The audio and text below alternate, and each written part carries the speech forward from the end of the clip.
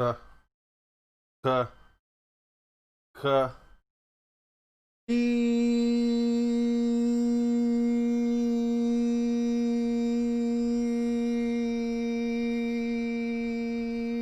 Oh, good morning. Afternoon to one and all. Daily reminder. Earth is a flat and stationary plane. Now, I'm surrounded, as you can see, absolutely surrounded by people who believe the Earth is curving, rotating, flying through space. What's holding the Earth up? What's What's holding? its sun? What's Sorry, I didn't outside? hear what you said. Say it again. What's holding the Earth up? What's the Earth? Well, What's it sitting on? What's outside the dome? these are the mysteries. This is something we all want to know. Flat Earthers alike. Unfortunately, we had expeditions planned to go north, south, west, east. Why is your universe so small? I keep hearing the last. What is so small? Sorry. Yeah, your universe, it's so small. So Well, no. The where we God, live is small, but the entire outside of it is vast. It's vast. But the idea is we what's out? can't go there. That's the only thing that's stopping What's us. out? Hmm? Why don't we know anything about it? Because they've kept us back. They've held us back. You know, like when you have children in school, some are kept back from learning certain things, and they don't advance as the rest of the students, right? So, KIMO, why don't you admit you don't know anything? we can get to that, yeah. But just like some schools where you have private schools, public schools. Now, obviously, you know that the public schools have a far better education than the public. The private schools have a better education than the public schools, right? No, I know. I private school. Yes, they have really Absolutely. nice. So you know that information Well, is now given. What? most private schools teach you the world's round. You know Yes, but that? my point is that the education is different. Obviously, And if you have a different school, why it's round, and they also teach you how you can figure out that it's round. But for some reason, you didn't figure that out. And I know you probably went to a really nice school. no, I'm talking about higher learning. So you have higher learning, and You then probably you have extreme higher learning, which is they'll teach you basically what's really going on, what's actually going on, and but obviously KIMO. Did you go to a college? it's not about me. No, But of I don't course, care. everybody went to school, college, university, naturally, right? You don't tell me what college. I mean, I don't have to know the specifics. Well, naturally, Uh, everybody should have went to school, college, university, right? well, I would certainly hope you went to at least a college or university. I would certainly That hope should you. be a natural occurrence, right? We're all part of this system. Some of us are trying to break free from that system, but yeah, naturally, all of us should have followed that line of suit, that order But there. Yes. college, a good college, how to how to think, not what to think, how to think. How to think rationally. There's a thing called rational thought. And I think you missed out on that class. I think you slept through that class. Now I was wide awake, asking questions as always. You can imagine asking the teacher questions, You but you, the you difference would be a back then to now is that back then I had to accept the answers. So you ask a question. So, like for example, where you're giving me an answer today now. Uh, I were a student at school. You were just one of the worst students the teacher ever had. She just oh, like, oh God, I just have to pass this kid to get him out of my class. He's so annoying. I mean, I don't want to blow any trumpets, but it's not about me now. Passed you along, buddy. I think you were just one of those students they just kept pushing through simply because they didn't want to deal with you because you're just so annoying. Well, education, what we've been taught, obviously, is to how to think, not what to think, right? Well, And that, that's the way it should be. How to think, not what to think. Yeah. right, and there are certain places, areas, institutions that teach you what to think, right? So that's Some why you guys are stuck on the globe because you were told what it is, okay, and you were not able to figure out how it's a globe. You were just said it's a globe and this is why. You didn't question well, any of this, I know right? about how it's a globe, but you don't. seem to know that after 5, 6 years on this internet with some really great minds able to tell you how to do this, and you just seem to let it go in one ear and out the other.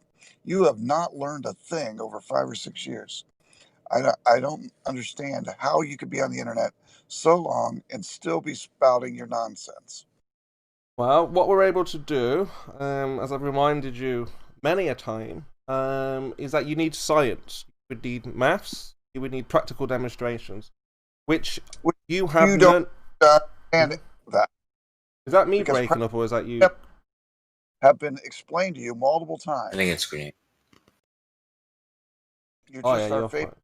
that troll. We love you, KIMO. We love you. Yeah, I mean, appreciate, but it's at the same time. Look, we are about the truth, and we know there is no science. And science is very important to us. It's very dear to us. We hold science very close to our hearts because it tells us what is and what isn't, you see. And what you have, along with your other Globe Earth friends here, you have an idea, literally an imagination. You've imagined that the Earth is curving in the way that it does. You've imagined the numbers to go along with that curved imagined surface. And Well, you know, what if I imagine the Earth was a pyramid shaped object? that's another Couldn't I? problem. You're doing too much imagining, too much imagination, and I not. could imagine the Earth as a pyramid shaped object, and then I could imagine what kind of experiments I would need to do to verify my imaginized version of the Earth. And I could imagine what kind of experiments I could do to disprove my imaginary Mhm. version of the Earth. Okay. And in doing so, Yeah. I will probably prove the Earth isn't a pyramid shaped object. Okay. No, well, that's the Uh, problem. You see now. honest, and I sit down and I design my experiments well, I could verify that the not a pyramid shaped object. Mhm. Okay. And I think if you sat down, really sat down and thought hard and you actually committed yourself to this, you could design experiments that can both either prove or disprove the flatness or the curvedness of the earth. I mean, Okay. we've got that. We've done it. It's called the water level. Oh yeah, we have. It's called the water level test. Now, what we show with this test, we're able to show that the level is completely horizontal. You see, and You haven't done that. The well, level is just level. And well, you don't even well, we're about to do flat.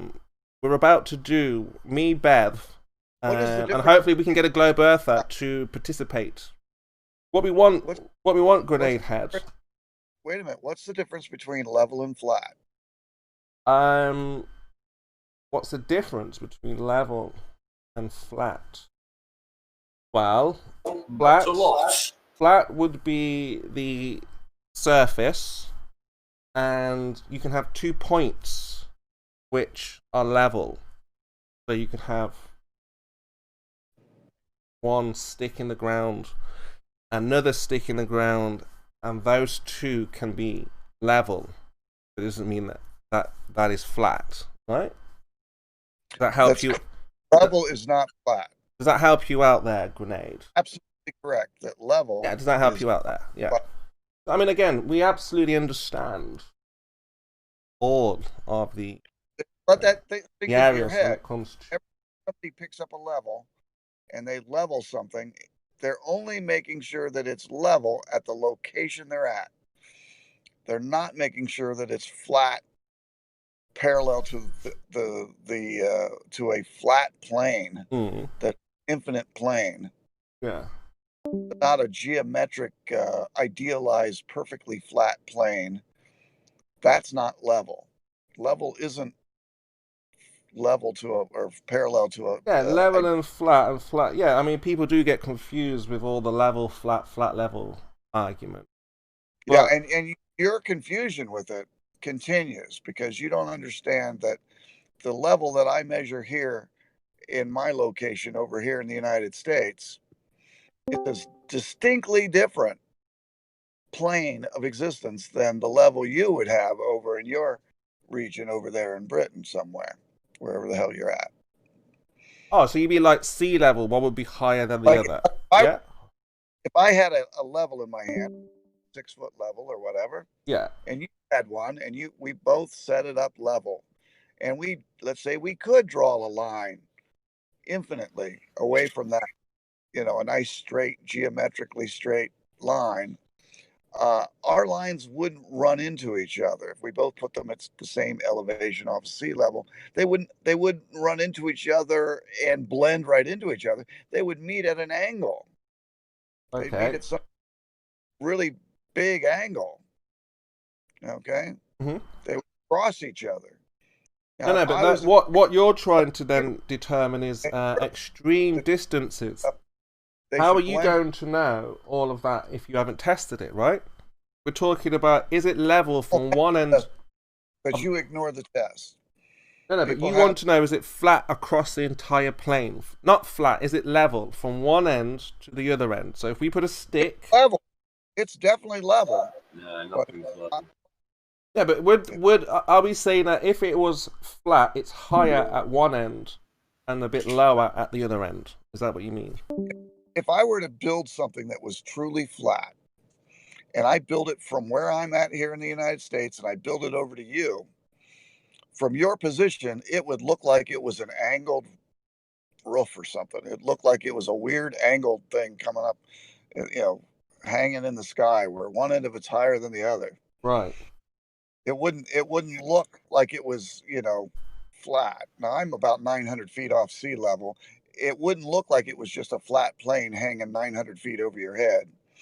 Okay, wherever, I don't know where you're at elevation wise, Yeah, but but I think this is where the confusion comes in. We're just saying, from one end of the flat plane to the other, is it level? no, there's no big flat plane here on Earth. Well, no, it And, doesn't curve from one stick hey, to the other stick. There's no now listen, curvature, right? my imaginary long plane that I'd be making, if I put a level way up, if I put the level right where I'm at, it'd be level. But if I put the level over top of your head, it would definitely not be level. It'd be at some weird ass angle. So you don't seem to understand that, but that's all right. Well, Don't worry water about seeks and finds its level. That's how we know. See? it. Water just falls down the gravity well. That's all it does. No, that's the point there. Because water is You're doing it right trying to now. find its level, it's horizontal. Water doesn't do fuck all. How many times have I told you that over the last 4 years? Of course it does. Water is an inert fucking substance. It does nothing. Yeah, it's seeking to find its level, right? No, down the gravity well, buddy. Gravity well finds its level for it. It's trying to move in a straight line. Remember, you said your imagination. How do you demonstrate your imagination? So you can't just say gravity, because you imagine gravity to be the case without a demonstration. So how have you demonstrated There's a gravity? force that's pulling it down of some fucking description or another. No, I know. That's what we imagine. There's a force. Now, how do we demonstrate? So what is fucking pulling it down then, you nugget? No, that's what we imagine. Something is pulling. We imagine that. How do we Yeah, demonstrate? so what is making it come to the earth then? What's forcing it back? What goes up must come down. Why is that? Because it's lost its energy. Not to do with the amount of energy that it expels. How can it stay in the sky if it has no energy? It could be shaped like a wing, and then the fucking wind will keep it in the sky. Well, there you go. There, we've got the cause. Very simple, you see. Not that simple.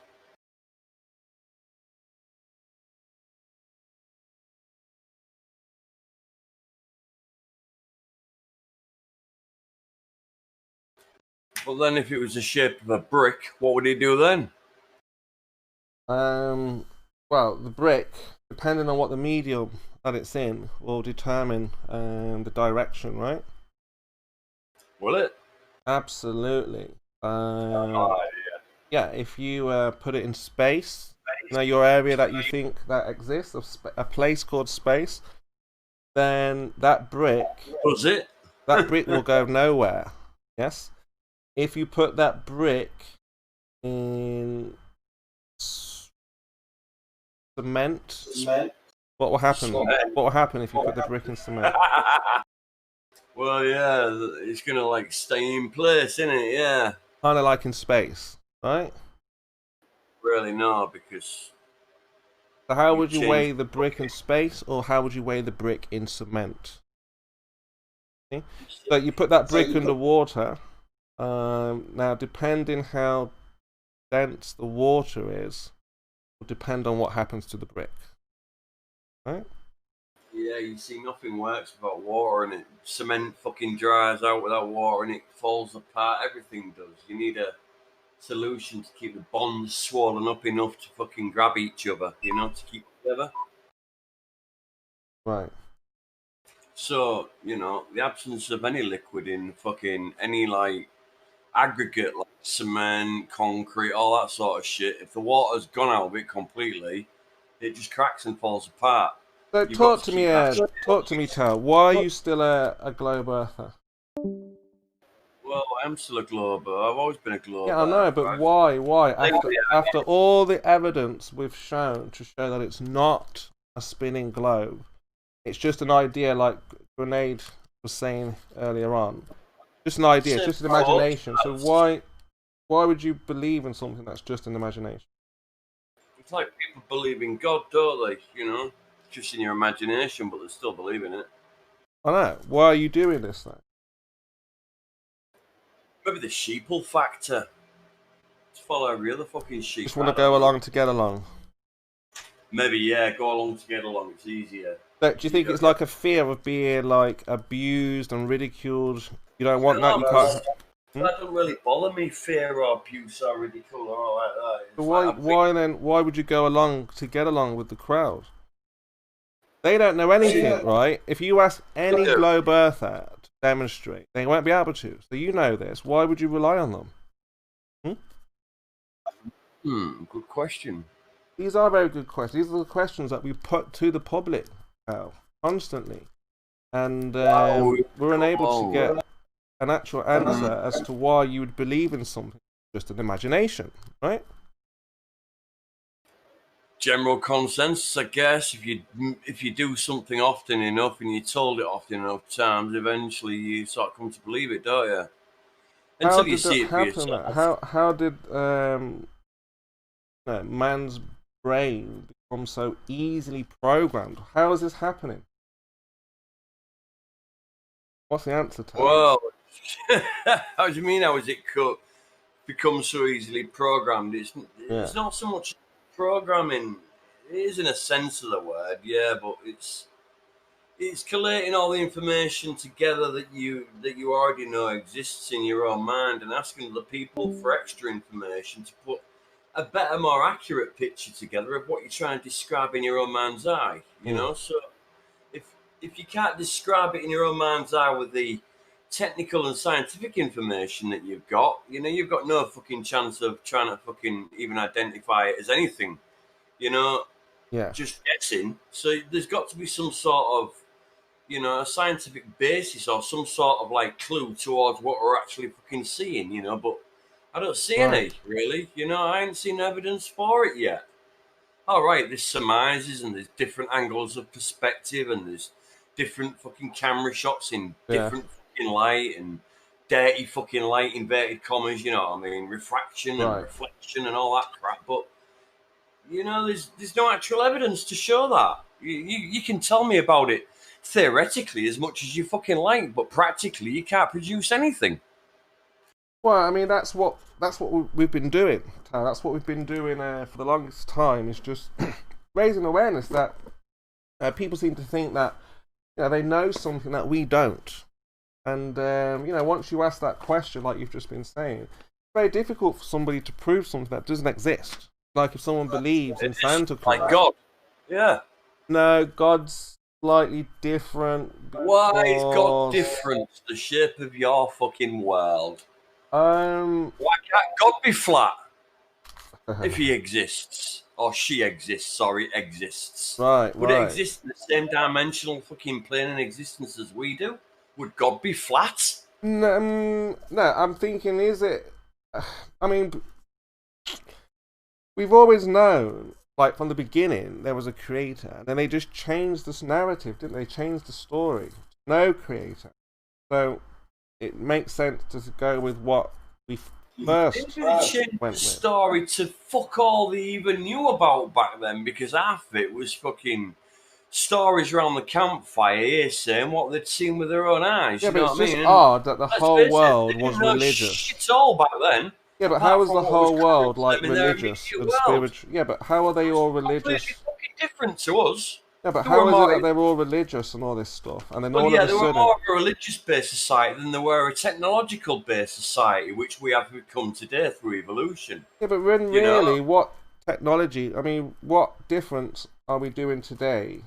I mean, if we could go back, cameras and fucking rockets back then. oh didn't we? wow, a camera. I mean, that's not really that big of a deal. It's not like the ancients would be like, "Oh, a camera." They would say, "Oh, a camera," like we did the first time we saw a camera or a phone, and then they would say, "Okay, fine, no big deal." Not that big of a deal. There's nothing marvelous. Nothing out of this world, is it? Right? Do you get me? We didn't have enough scientific or mental ability to be able to incorporate that, or Nah, that's what they tell us. into that They sort want of us to believe environment that. That's why we've been kept back. Cameras, what they used to be made out of, fucking wood, mate. And they used to have glass slates. A stone Yeah, camera. glass slides. And they had an emulsion on them that, as soon as it was exposed to sunlight, it fucking went black. You know what I mean? So you try taking something like that into space, you're fucked. You're not going to be able to do it. You know, it's just not going to work. You get me? So Yeah, we had I know to what you're saying. for the technology to become viable enough for us to be able to use out in that environment, which we have done. But you know, no, Tao, you know, like how you've just given up the globe so easily. I don't like that. You know, you should be able to defend it a little bit better than this. Why have you given up 500 years in 1 second? You know, I've come along, told you you've got nothing. You'll never have nothing. You've accepted it. Like, yeah, you're right. We haven't got anything. How did that happen? Because the evidence outweighs the fucking scientific explanation that you're trying to give. Yeah, but like, shouldn't you try and defend the globe? It's contrary to your belief, mate, and that's all it is.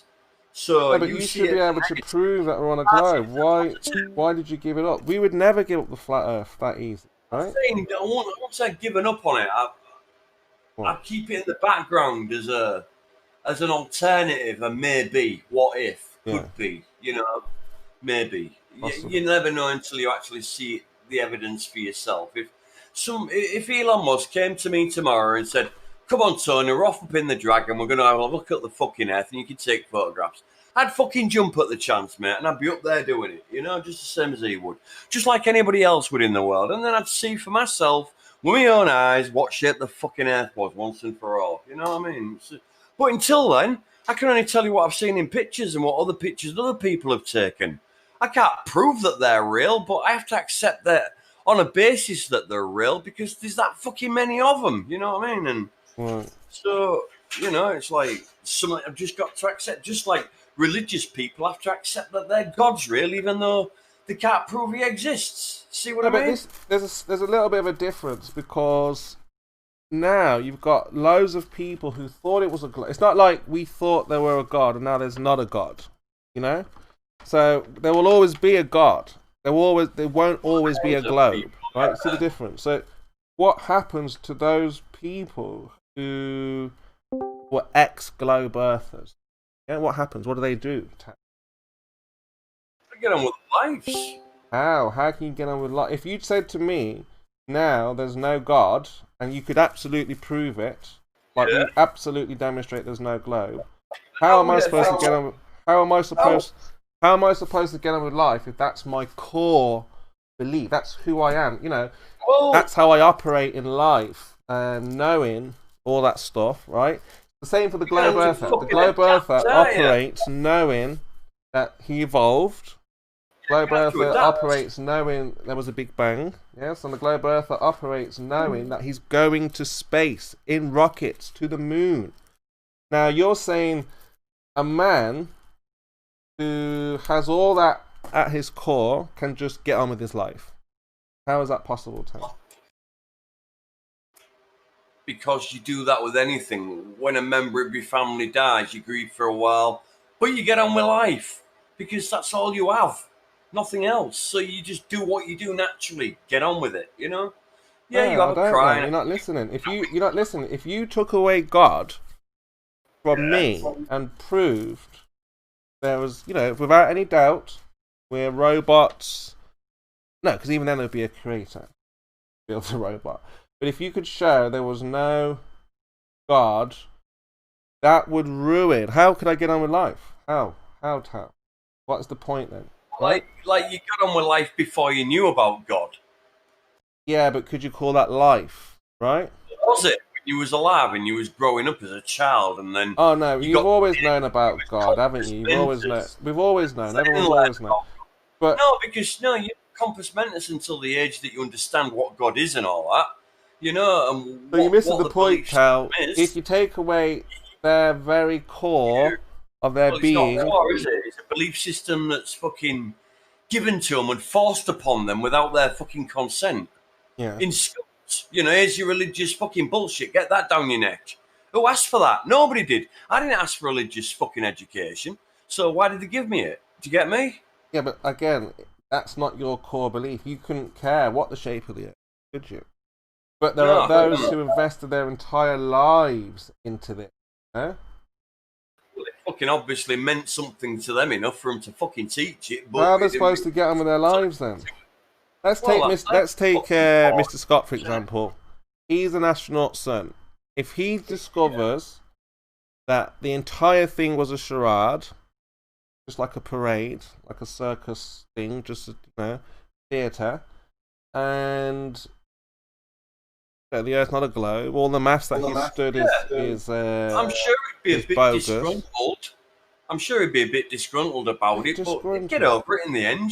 It's like it's not the end of the world. Just because his dad didn't fly to space, at least he had a go at going there. You know what I mean? At least he got on the ship. At least he did all the training, and all the rest of it. Yeah. Just because he didn't go there doesn't mean to say that.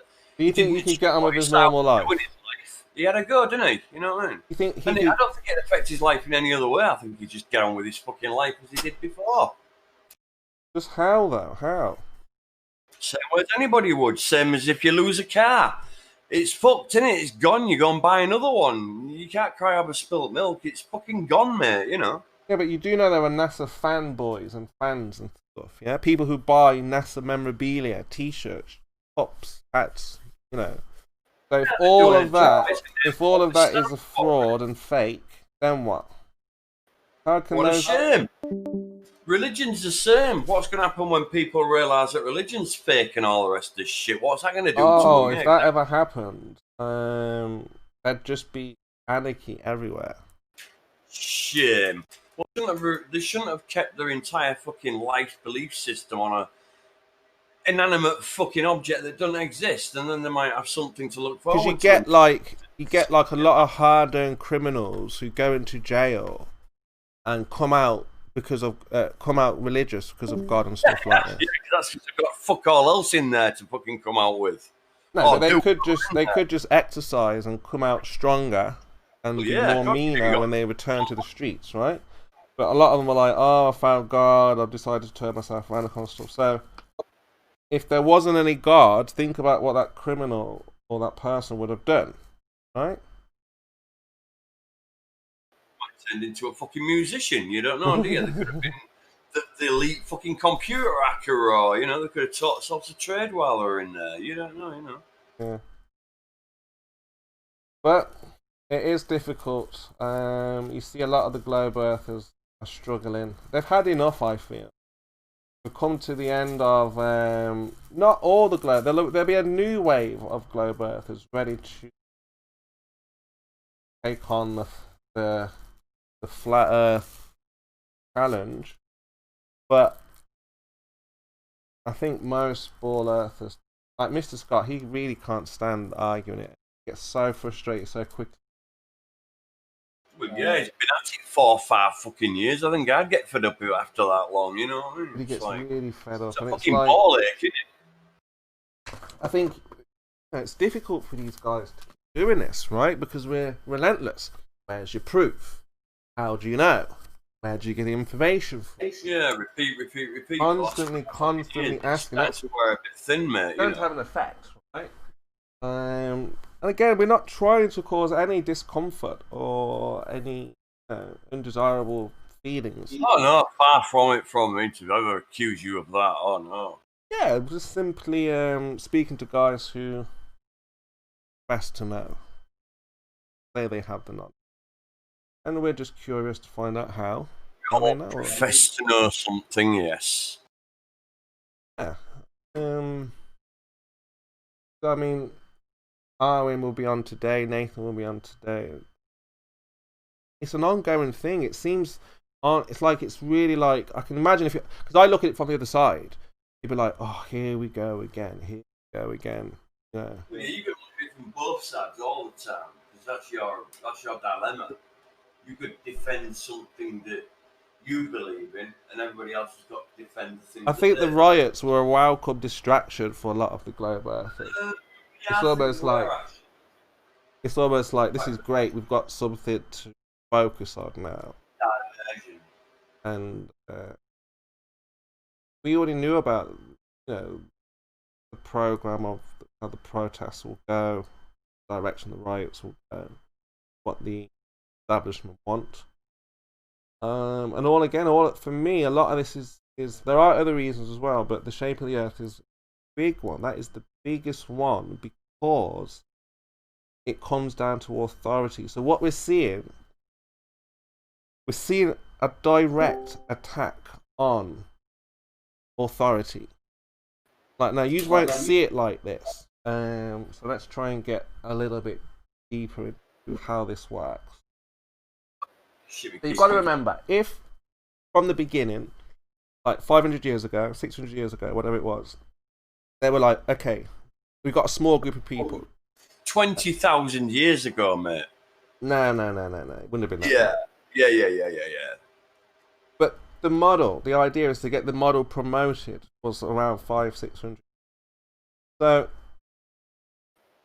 BC. You've got a small group, and everyone in the world is religious and spiritual, as we've seen. They believe in demons and spiritual angels and things like this. So this small group are like, we need to get people away from this spiritual world. So they work very hard. So they go through the years of let's change everything that people, so it's a very sneaky trick that they've done, and they've worked very hard up until the moon landings. They're like, that was their final, because they had the technology at that point, and that was their crowning piece. All the world stages distractions are to keep you away from the flat Earth. It's quite bizarre when I think about the level they will go to hide the shape of the earth. And we're talking wars, entire countries wiped out. They absolutely don't care as long as they can hold the authority, which is, and we see it, you guys absolutely worship the establishment, absolutely, without any doubt. Why would you trust them through and through, and that's what they want. Not particularly. No, we don't trust them entirely. No. Oh, you do. When I hear Mr. Scott make excuses, it's almost like... Just the next fucking person trusts each other. If they give us a fucking reason not to trust them, then obviously we're not going to trust them. But, 90% of the time, they don't really give us a reason not to trust them, Only if something dodgy goes on and an accident happens or somebody goes OTT, then, yeah, obviously.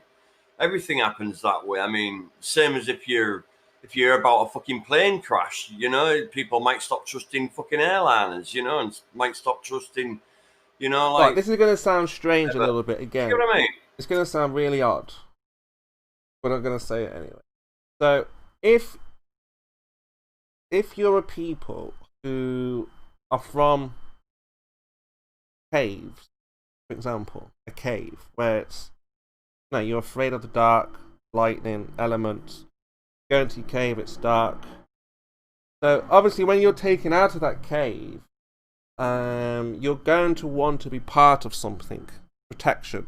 The only way you can leave your cave if you know you're going to be protected. So this might be like a historical, generational, evolutionary thing where you just don't trust yourselves. You still have, and this can go for anybody, you know, who is not sure about how the world works. Because they were from caves, it can seem the only way I'm leaving that cave is, like I just said, if I'm protected. So it's like, because we hear a lot, oh, flat earthers are trying to take us back to the Stone Age, to the caveman days. This is great. As I'm thinking about this right now, this is making sense to me. I understand your analogy where you're coming from. No, but I've just thought this right now. It's making sense to me right now. So it's like people are like, they're trying to take us back to those days, and again, it's difficult how to highlight these things. But if you've got people who were not in a cave and people who were in a cave, so if you're not in a cave, you're already out in the open. You have, you know, you have the outside, the spiritual world to protect you. That's how you would see it. But if you're in a cave, then it's dangerous out there for you. You know, the wolves, the bears, whatever, the elements, like I said. And yeah, so once you're taken out of that cave, you're protected. The same thing is right now. You guys, the globe earthers, have that caveman mentality. Where it's like, well, if we lose the globe and science, we're going back 500 years, and we don't want that. How will we look after ourselves then if we go back? You know, we don't want to go back to that world where we didn't know what we were doing, right? So that's what it is. It's about fear, and that a lot of the guys are in. And we just tried to show you, look, be strong, be brave, don't worry about it. There is no bear out there. You can figure these things out for yourself, pretty much, essentially, right? Yes, no, that's fucking crazy. It's not gonna fucking work. What's that? Kill me 0 key on my fucking keyboard. I keep crunching it. Pushing it in, it crunches. So it's some fucking wire underneath it bent or something. I don't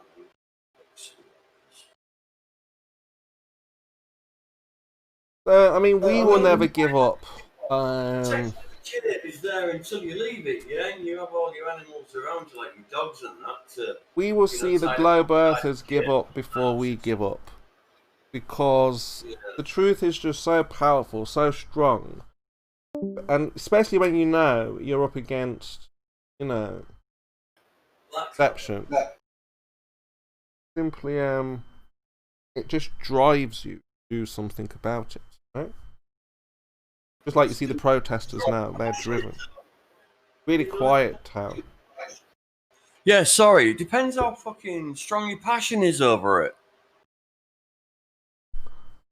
Yeah, I mean, I think we're quite... If you get out of bed in the morning and drive yourself to carry on with it, then obviously you're still interested in it. But if you get up in the morning and you think, oh, fuck, I don't want to do this today, then don't bother, give it up. Find something else to do, you know. Yeah, but with this lockdown, it just shows what people are really here for or about. I mean, what are they doing now?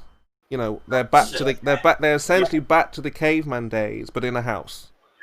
Right? They are now fending for themselves. People who had businesses have to protect themselves now. They can't rely on the government now. You know, so we have gone back. In some sense. We ever went fucking forward, mate. I think we've always been cheating on the edge of the fucking Victorian era. We just seem to be paradoxical. Well, that's my point. You were talking about we've advanced. We're in some technological age. And just because we have a telephone is not really... Yeah, everything else is fucking stayed as it is. All we've done is improve communication. That's not... Yeah, that's it. So, instead of just shouting or sending a pigeon or going by horseback... Yeah, we can just improve... I mean, that's not that difficult to figure out. You know, if that's an idea in your mind that you want to set about, that can be done. So it's not really, we're not really any more advanced than thousands of years ago or anything like that. Now, if we were able to get the rockets actually into space and actually onto the moon and actually onto Mars, then that would be a huge step. That'd be a huge step. Would. That would be massive.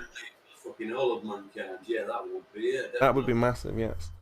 Because you're looking at this other body in the sky, and it's like, well, how is it up there? Let's go there, get there, move forward. It's always been our fucking affinity of human beings to fucking. Yeah, we've always desired to get to the moon. You know, it's a place I think you should be able to get to, right? Well, yeah, it's our curiosity as humans, and it's what drives us. You know, it's what makes us evolve. I'm constantly looking at the moon. You know, what are you? How are you up there? What's on you? You know, what's behind you? You know, all of these things. So interesting to actually go there if it was possible, right? All it does, man, with ruins on it. That's all it is. Well, we don't know. I mean, I think it's a disc, just like a disc. What's your opinion? Yeah, I'll go with the disc. Interesting. Same as the sun, it's just another disc. They've lied about absolutely everything. There's simply no truth in the establishment whatsoever. Still here, so they must have fucking done something right. Wow, we're just passing the time. What we do. I mean, look, I understand. We're understanding. So what it is like people might not understand where the globe earthers are at right now, right? And sometimes you change the fucking subject quick, you don't you? Well, you know, it might look an odd morning. We're here. Oh, it's an afternoon. We're here. The time is 12:42. The date is the 4th of June, 2020. We're here in the UK. I'm joined here by Tao. We're just going back and forth over the loss of the globe. How unfortunate it is that we don't have any science to back up the heliocentric model. How unfortunate it is that we don't have any science or evidence to back up the flat Earth either, my friends. So, flat Earth, globe Earth. To you to prove that. Yeah, look, flat Earth is simply a label. It doesn't actually mean like a flat piece of paper. You guys should know this. It doesn't mean a pizza. It just means that. So I'm gonna have to put my microphone down there so you can hear me. There you go. Oh yeah, that's better. I can hear you now. Better. We're very quiet. But yeah, it's one of those days, right? What to do? Should we talk about it? Should we go over it again? Again, flat earthers are always willing to discuss the heliocentric model. New ideas and different angles. Yeah, of course we all are. We're all willing to fucking discuss this. We all need to be discussing it on the same page, though. Do you get what I mean by that? Yeah. Yeah. Some people on different levels of the shape of the Earth. Yeah. You know, you can see that some of the globe earthers are ready, well prepared. Some of them are not. Some of them can get caught out pretty much quite easily. Yes. Some of them were just joined. Some of them are brand new. And some of them really know their stuff, though. Yeah, without a doubt. And, you know, they can make a flat earther look like they're supposed to look, like they don't know what they're talking about. So that's why a flat earther has to really, really know his stuff. Astute. Or is his a topic. word? Yeah. Yeah. I think flat earthers are wise in the sense that they don't cover all areas. You know, if they don't know a subject, they let others focus on that subject. Well, there are a lot of bases to cover. You know. Absolutely. I mean, we've got so much ground to cover. So it's a good thing that we've got so many flat earthers who cover so many different subjects and topics in the shape of the Earth. You know, we go from the stars. You've got the guys who understand how the stars work. We've got the guys who understand that the astronomers. Sun, yeah, they understand that the sun gets smaller. How the sun works. Some of the guys they've modelled it. We've got some of the guys who figured out the atmosphere. Like myself, I've managed to figure out what the visualizations that we're seeing when it comes to obstruction. We've got guys who look at the maths, the geometry, the numbers. Now, I'm not a professional when it comes to the maths, but we have absolutely fantastic flat earthers who know their numbers very well and able to show exactly how much should or shouldn't be seen if it does apply at all. So yeah, I mean, we've got laser tests, distance tests, you know, I mean, the list goes on. Rotation, you know, we've got guys out there who could tell you if the Earth is motionless or not. Right, have you got a book with all this in? Because it's scattered across the fucking internet over the last 5 years. So I think you need to pull it all together into one big fucking idea, mate. Yeah, that's an idea. Sorry, go ahead. Who's that? Is that Kosher? Go ahead, Kosher. I didn't know if you guys were kind of left for a little bit because you guys were chatting for a little bit, and you started to say something about Bev. This is we got Kosher with us right now. Kosher is a globe earther. Keeps changing his mind from month to month, but I think this month he's a globe earther. But we'll go with it. So Kosher, you were saying something about Bev. Yeah, Bev. He's got a water level test. Is there anything that you disagree with or agree with? I don't know, but I left when, well, you started talking to Tao when you were describing, or you said that I have him doing something with Bev, and we might do it with a globe or two, and then I never heard anything else. Like I said, I left because you're having a different conversation. So I don't know if you ever got into it, but if you just, maybe you could give me the details of what you guys are doing. Yeah, Bev is a rising star in the flat earth community. He's thought about an experiment, and he's going to put it into practice. And as all flat earthers, we're about that practical, physical element to demonstrate and proving exactly what we claim. Now, obviously, Bev, I support the claim that the water is completely horizontal level, and which in turn be flat. But the horizontal is the key here. He doesn't like to use the flat. He says he's not a flat earther. You should remember that, because of topography. Again, that might ruffle feathers, but again, we're not trying to ruffle feathers. We're trying to give you a deeper understanding of how we view the world. So, yeah, Kosher, Bev, he has an experiment on the horizon, which is also flat and level, but flat, again, is just one way of labeling what we see. Measurably, it could be something else, but we know it's not measurably curved. Respectively, it's completely different. Sorry, Kosher. Real quick though, could you still describe the test? I just cared about the test is. It would consist possibly of a tube or some type of device of that would give us a level of a stretch, I should say, of 2-3 miles. So what we're looking for either side is obviously a drop of some kind, indicating that the Earth is actually curving as you tell us, right? That's what we're looking for. We're looking for that practical element of these experiments, and hopefully in the coming months or weeks, depending on the time and schedule, we will be able to deliver. But what I'm gonna do is get Bev to speak to the guys here, because we would like a globe earther to be present and witness exactly what's going on, and also to correct, if necessary, they feel something is not going according to what should or shouldn't be done, because we want this to be done correctly, right? Okay. Do you know if it's in any way related to the one that Slice Barcane was supposed to do? Like his setup, he had kind of like a long, I guess pipe or what do you call it, like a tube or whatever. Yeah, that's right. Is it similar to that?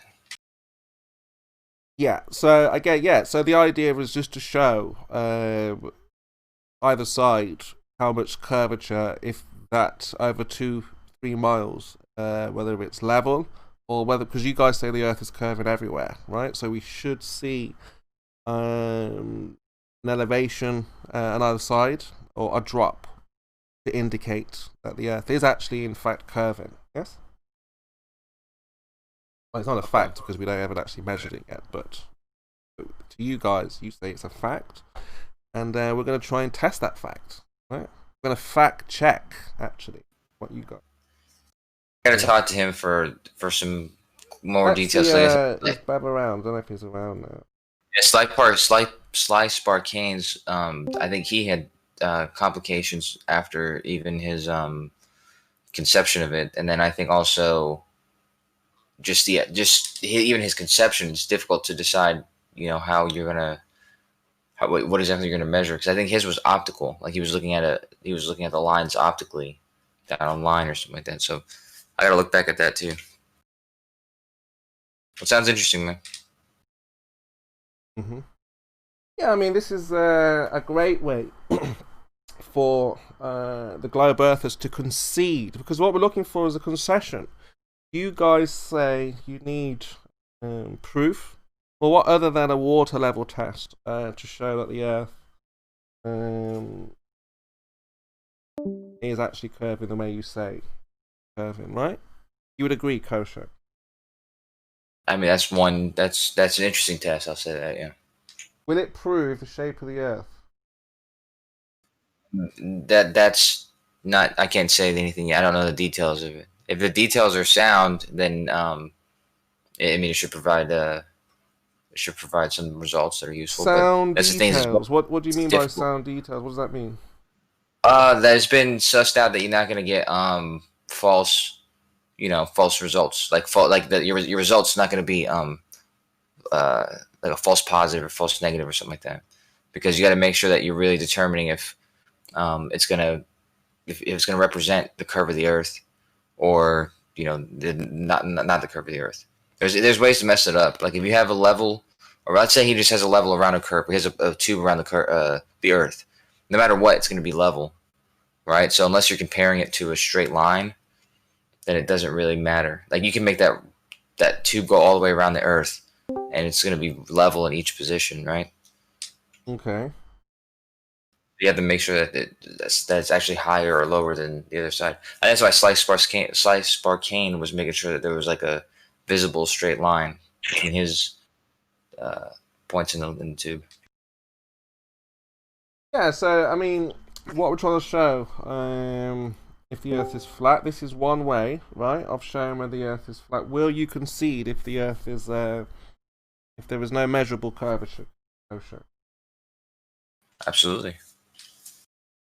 And that's what we're looking for. We're looking for that concession, because it is very difficult. A lot of people are relying on other people, like establishments, governments. So if we actually go out ourselves and bring a ball earth ourselves along with us, that will verify as a witness to what's going on, and that should satisfy criteria, right? Maybe he should talk to Sly Sparkane. Maybe because doesn't he live in Europe? Yeah, possibly in Germany, I think. I'm not too sure. He might be interested in that. Possibly, yeah. So, is there anything else, Kosher, we can do to prove we live on a globe? Well, me and Soda are doing that balloon bullshit. Mm-hmm. Actually, let me ask you another question then, because we're gonna set up a balloon. Yeah. And I'm just curious what your idea is about, like how you would observe it with a balloon, because she just wants to see the curve. Well, look, I know all of these experiments, I should say, or demonstrations. You know what Nathan's like with the word experiment, so we have to be very careful. But yeah, all of these demonstrations test. If we need numbers, Kosher, if we have how much the Earth is or isn't curving, then we can set two balloons off, and then we should know. Wow, you shouldn't see this balloon because it should be around the curvature. Or you shouldn't see that and this. So there's no point just taking up one balloon because it's been done, right? You would need 2 or 3 balloons taking at extremely far distances. So you'll be at one end of America and the other end of America, west and east coast, and you would try and see either balloon. And then obviously you would get closer, or you would start closer and work your way back, and then you would figure out, well, yeah, you can't see this balloon because it's around curvature because we are this height. So you need numbers, Kosher. This is not going to work. Yeah. That's what I was going to ask you. Is like my idea for that because like she just wants to see the curve, but that's not really those aren't numbers. But I was going to measure the horizon because I know some flat earthers believe that the horizon rises with eye level, and other flat earthers believe that it drops arbitrarily for some reason. So I was curious what your thoughts were, and if you Yeah, elaborate. unfortunately, turbidity got the best of both flat Earth and globe Earth. Confused both of us when we were seeing the horizon. There is no physical horizon. You are merely looking at suspended matter, which can change intermittently due to weather, things of that nature. So yes, the horizon is not physical. So when you see a hard, what you may call or consider a hard horizon there, you're merely looking at suspended matter. And it can drop then, is that what you're saying, due to turbidity? Is that what you're saying? Well, unless you're looking at the actual ground, the ground itself, then you will be looking at suspended matter. Yes. So when you see the horizon, when you're 6 foot, you look at the horizon, you don't see the ground, as you say. Yes, because it's obstructed by suspended matter. Now, right in front of your face, you can see the ground up until a point. Yes, until the turbidity causes your obstruction of objects there in distance. Yes? Yes. Absolutely. So the horizon, for me, what you need to determine these factors are the numbers. How much you should or shouldn't see. Now, if you can't use geometry, because we both know we've destroyed any notions of geometry, which is why you guys refuse to use geometry, because there is no physical horizon. You would actually need that physical edge to base all of your calculations on. And sorry, who's talking? Tony, your microphone is terrible and very quiet. I have you on 200 on the top. Better hear you. Prove, and then we can go back and forth over the end of heliocentric model. Bev, I know it'd be a bad idea, probably. Well, maybe it wouldn't. But do you think Bev would come in here and talk about his test? I've asked him. I don't know what. I think he's in the discussion already. He'll probably pop later on. We spoke the other day. He said he will come in. We need to arrange it though somehow so we can actually have a discussion. If that's what you guys choose. Yeah, I'm curious to learn more about it. That's all. Absolutely. Yeah. Like I say, he's an absolute star in this community. Brought something very, very damaging to the heliocentric idea. And He's been stuck on the same thing for a long time, though, huh? As I would be in this situation when you're looking to gather a body of evidence, and this is just one piece of our body of evidence quotient. So obviously when we tell young people, students, learning people, learners, they're going to need information. Well, what have you got to prove the Earth is not a globe? Where is your flat Earth proof? And we'll be like, yeah, we've got a water level test. And hopefully the individual, the person will take a good look at that and cognitively be able to coherently, naturally, understand what they're observing. And it's the repeatability. One thing that soundly, I bring up soundly because there is no repeatability in his demonstration. I almost said experiment, but demonstrate. There is no repeatability. Because this is the only time, the first time, the only time. Well, I mean, why do you think he's famous? Soundly famous. We know soundly why.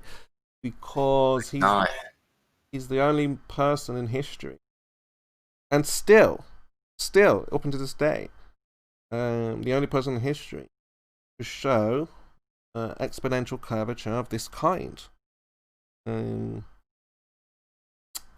Yeah, that's why he's well known for what he thinks he's achieved, calculation and an observation to comport with the heliocentric model. However, having reviewed the footage, replicated the footage, we were able to determine that Soundly didn't lie.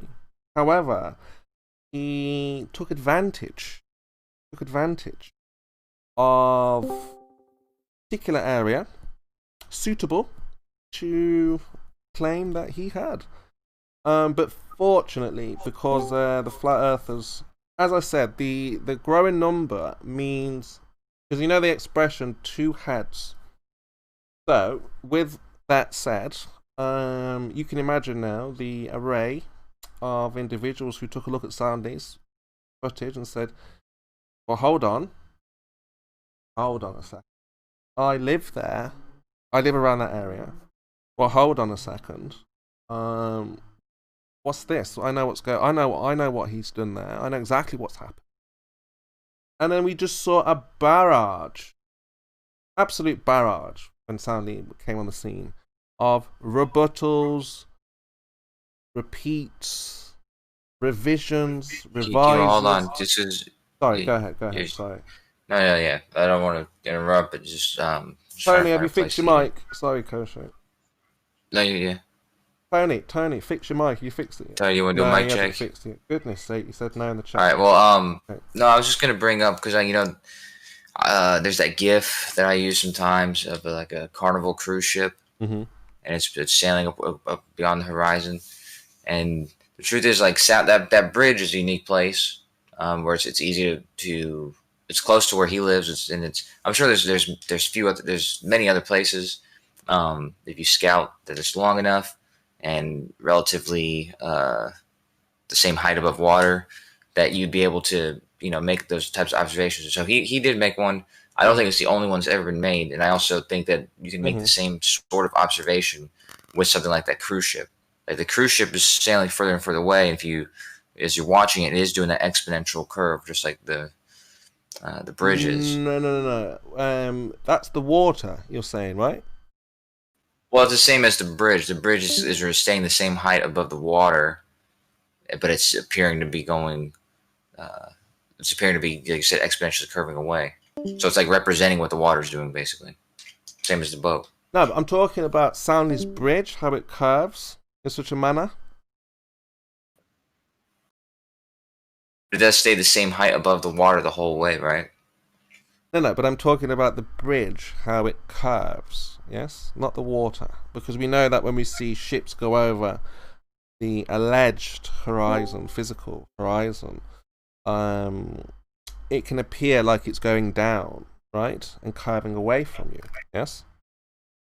Right. That's my point, is that the bridge and the boat, in both those examples, you're not seeing the water, which it would be difficult, which is why you make observations like this, because you're using something that is directly representing what the water is doing. Because the bridge or the poles, the electric poles, whatever, they're staying the same distance above the water. They're consistently above the water at the same distance. And so as you see them curve, you know that the water is curving at the same rate. And the same with a boat.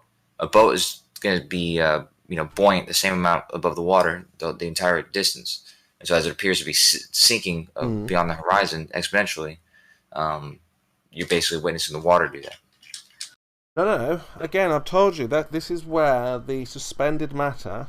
I mean, you're going to have to get used to this. Very difficult to accept because you want it to be physical. The bizarre word is, wow, turbidity. I mean, you don't... Does it roll off the tongue? Turbid? Not really. I've never heard it before, but yeah. I know, but it's not something that sounds comfortable, possibly, saying turbidity. But we're looking at suspended matter, particulates. I like particulates. Sorry, go ahead. So yeah, it's called hazy. Turbidity is a nice word for hazy. Well, yeah, I mean, I'd rather the word particulates, because everyone understands particulate. They're suspended, they hang around, they subside, they disperse, and they can linger. And that's what they do, and they linger in such huge numbers, they give the appearance of a physical obstruction, which has caused havoc within the heliocentric model, because you see objects disappear bottom first, you see buildings, and the one question is, where is the bottom of the building? But it doesn't look like hazy causing it. And that's why we sometimes see, when the sun sets, we see the sun so distorted at times, absolutely distorted, like it sets before it even reaches. Turbidity is not a function of distortion. I mean, I could show videos upon videos, I mean, I'm not going to do it now, where the sun sets before the horizon. Yeah. And again, if we were not armed with the knowledge of turbidity, suspended matter. Say it again. So, you know, like the sun, it sets before. I don't know if you know P900 Sandra. Cool pics. Fantastic flat earther. Makes wonderful observations of the sun. So go and check out her channel. Cool pics. Flat Earth. P900. Sandra there. Takes marvelous observation of the sun, where it looks, disappears, gets distorted, obscured, way before the physical, what you would call, bear in mind, the physical horizon there, and just gives the appearance of it disappearing in the sky, when in fact it's just disappeared behind suspended matter. All now is. So She zooms in. yeah, she takes fantastic shots. The sun looks very odd when it's setting in certain places. You can go to India. You can go to certain parts in Greece. Anywhere along the Mediterranean where you can see a sunset. Very bizarre sets. Yeah, I just thought of something, KIMO. Turbidity actually is a measure of suspended matter in the atmosphere. It's not a thing unto itself, it's a measurement. Okay. Just for clarification. Yeah, like I say, it just causes havoc when you guys are making observations. Now, right, but it's sort of like, you know, saying feet is the cause of something. Yeah, number of feet, number of inches. That's why it's just a measure. That's why I said how much suspended matter is in the atmosphere. That's why I say suspended matter. You have matter. Right. But you keep going back to turbidity and treating it like it's a thing. That's what turbidity is. It's merely suspended matter.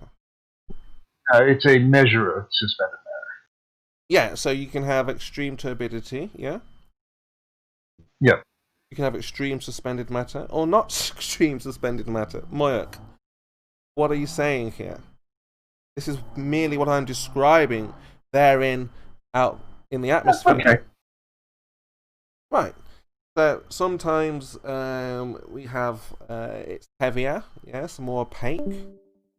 It merely depends. But there is one thing about turbidity that you keep on. But the problem is you can't. Yeah, you can't number it. It doesn't happen the way you say it does. You can't measure it. You're saying that it's only happening in like the last few pixels of the horizon. That's where all the turbidity is happening, and you're saying that, yeah. So when you get that perfect, crisp, 100% horizon, you're saying that somehow there's this magic opaque haziness that forms in that one pixel above the water. Well, you've heard, Moyak. Some say dirty air. Some say ether band. Right. Some say ether band. Some say Moyak. Some say Moyak. Some say ether band. Now, none of those. They're all happening at one pixel above the surface of the water. That's not, none of whatever those. Whatever you're trying to. Why not let me respond to what you've just said? Right. You asked me about that 1 inch band, that pixel. Okay. So you were given many answers. That list. We have a list. None of them. All the same problem. Can you let me finish? none of those answers he was satisfied because all the exact same thing. No, because they were not relevant to what you thought of why things were obstructed. Now, with the black swan and having the turbidity to suspended matter in effect, we see it. You can stay there in one position and have the obstruction, same height, and we know now that is not physical. So the next day, you see the bottom of the piers. We didn't go higher of the platforms. We didn't go higher. We didn't go closer. Same location. So we now know what is obstructing those platforms.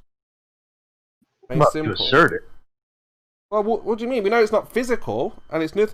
So it's not to do with the angle and all these things. Well, it's a very simple explanation. It's air and light and bending of light. Yeah, I've given you even the on most. a flat Earth. Even on a flat Earth, you have the same. I mean, I wouldn't say it's eloquent or beautiful because of the word turbidity, but it explains what the obstruction is, right? Turbidity does not explain that at all. Suspended matter does. Does not explain it at all. Yes, it does, because again, we have the observation in effect. Yes, but you don't have turbidity. We didn't need to go. Yes, it was. It was just very cloudy with particulates, and it gave the illusion of a physical horizon. And then the next day, that opaqueness, that thick band, that ether band, that dirty air, whatever you want to. You didn't like those terms. You have a now more professional term. You may call it like this, of suspended matter, because it will go. All with the exception of the fact that it does not meet with your requirements. Because we know that that obstruction will not remain there forever, Moyuk. It will. I don't know. I'm talking to you. It's very difficult. Yes, it's very difficult. So the idea is, Moyuk, is yes, you're right. It's difficult to accept that this is the obstruction. You want the obstruction to be a physical one, of physical nature. But unfortunately, you can't get around this because we are armed with not only the explanation, we have the demonstration. Now you can close your eyes and deny, run away from that observation, but it's there, right? And we've repeated it time and time and time. The black swan is doing it over and over and over again. Okay? So we know we're dealing with the atmosphere that is constantly changing, constantly moving, and it's obscuring objects bottom up, giving the illusion that things are going over and down the curvature of the Earth.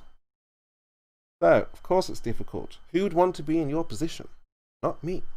Because once you research these things and realize where you are, how these things work, and the arguments against you. So I know your argument. Your argument is it's a physical obstruction which can be calculated with geometry, and this is how much of the platform should or shouldn't be missing. So we know all this. Our response, or my response, we've had many responses. Where's that? I'd like to see that list now. If you'd like to post that list, we can. I can put it on the big screen.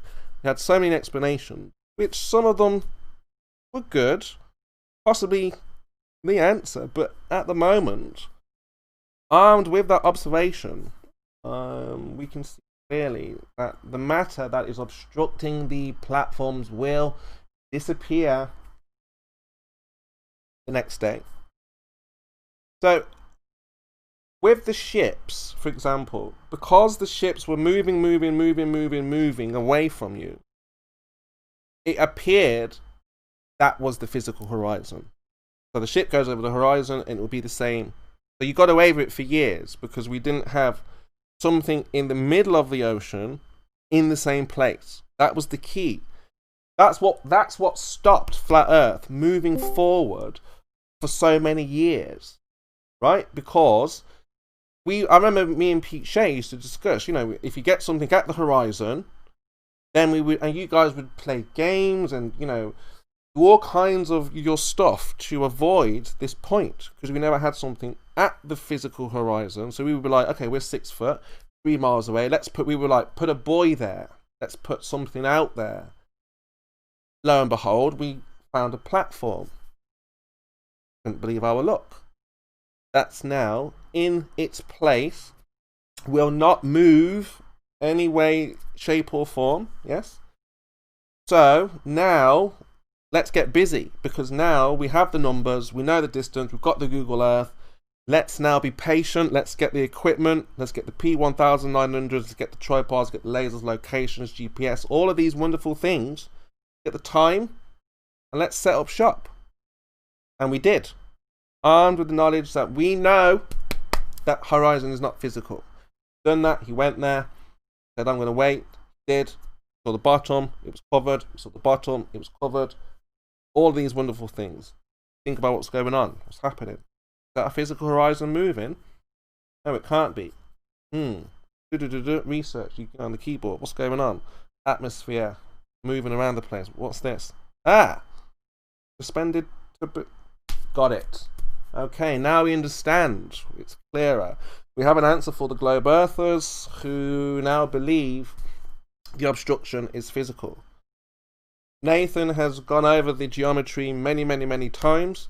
Now we have an explanation for what is the obstruction, because obviously some of us were not answering, well, what's obstructing? Why can't we see the bottom? I can tell you why you can't see the bottom. And possibly if we were dedicated enough in terms of white coat laboratory scientists, fully fledged, we would go out there and figure out when you could see the bottom of those platforms and the conditions that is needed.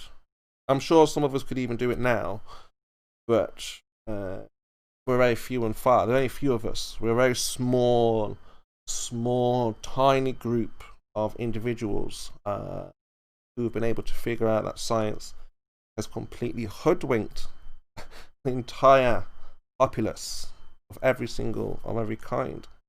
But yeah, we can probably count us on 100 hands.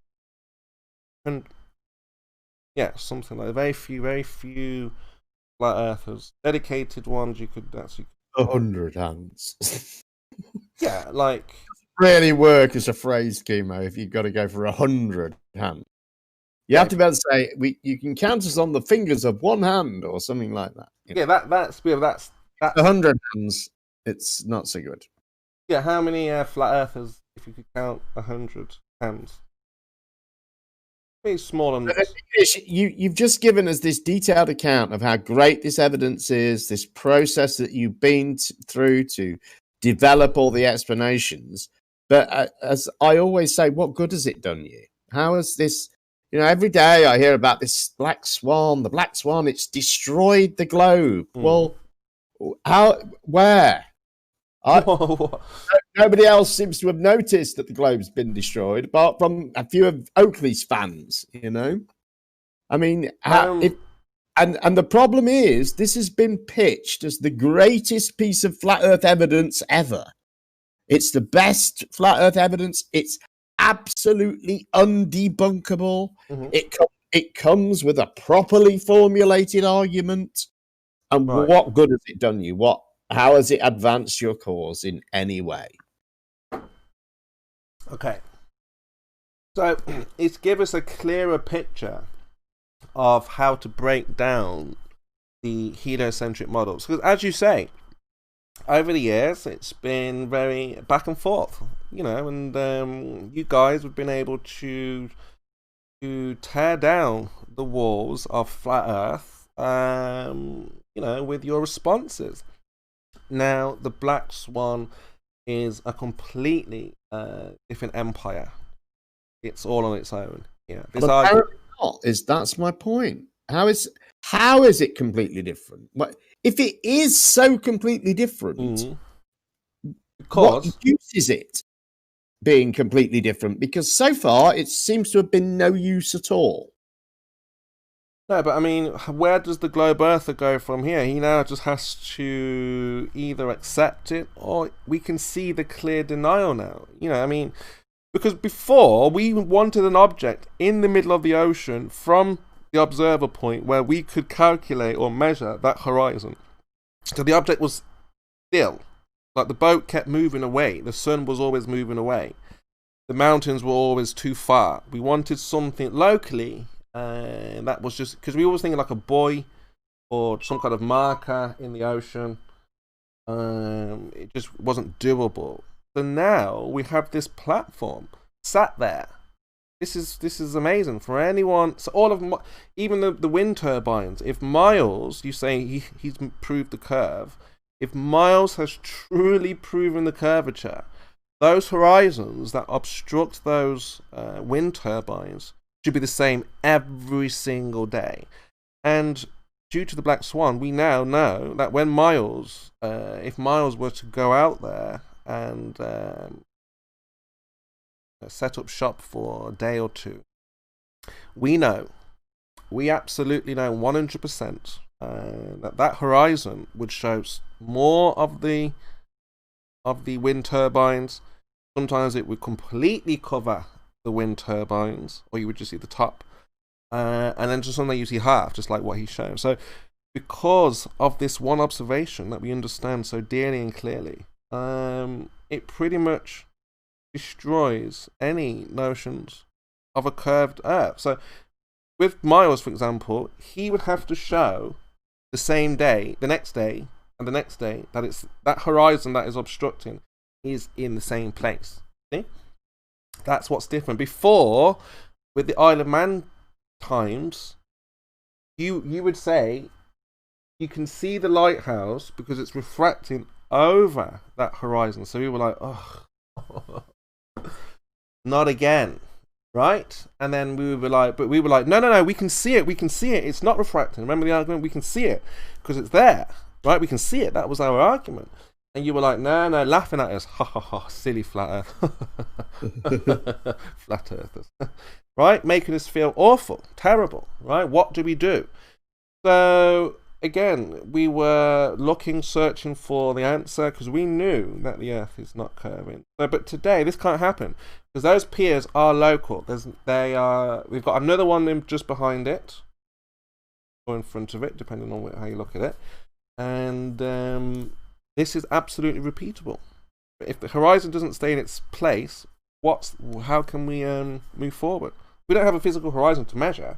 What are we talking about, right? So it's all I'm seeing now is the distraction because of the Black Swan.